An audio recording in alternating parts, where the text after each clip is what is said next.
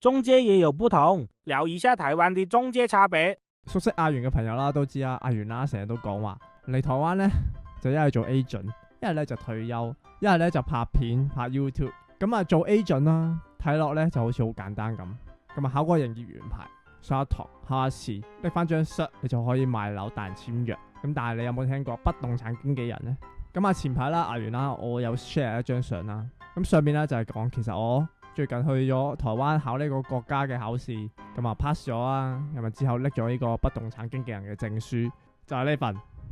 咁喺台灣咧，其實做 agent 咧有分兩種嘅，一個咧就係經紀人，咁啊另一種咧就係營業員。咁啊就好似香港咁樣嘅，香港嘅地產 agent 咧都有分 E 牌同埋 S 牌。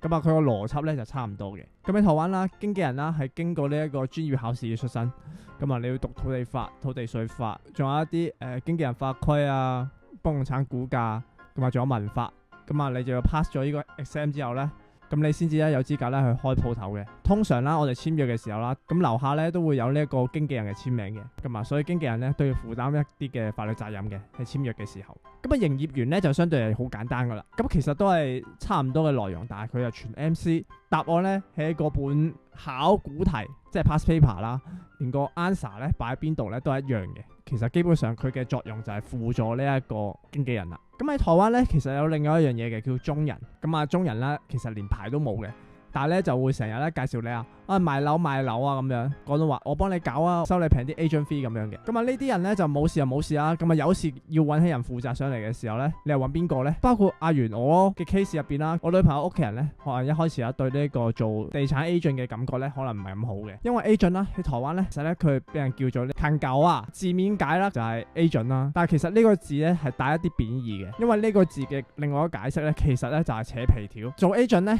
都係經驗法則嘅啫，冇話一定係不動產經紀人對於做 agent 呢樣嘢咧就比較專業或者比較經驗豐富嘅。咁啊好多做咗超過10年嘅 agent 咧，佢可能都係維持喺營業員，咁啊甚至有啲中人咧都可能做咗10年中人咁樣嘅。但係經驗呢一樣嘢咧就好難講嘅。當你經驗去到一個 level 嘅時候啦，其實大家咧就差唔多嘅。咁冇話邊個好邊個唔好嘅。咁啊去到最後咧，我覺得一定係鬥邊個夠 pro 啦。咁當然啦，經紀人持牌咧，咁一定係比起其他兩種 agent 咧，一定係手法好多嘅。因為你要考試合格，你就一定要有法學嘅知識。當你違法嘅話咧，咁啊你有可能咧連個牌都冇咗嘅。咁如果你要買樓嘅話，咁你想揾邊一類人呢？咁啊一個人識氹你 sell 你，咁啊中人啦，可能你揾佢賣樓啦，佢話我收你2%、1%咁樣嘅。定係呢？你揾一個真係了解法律，咁啊清楚所有嘅買賣流程，咁啊甚至可以幫你避稅啊，避免一啲風險嘅專業經紀人呢，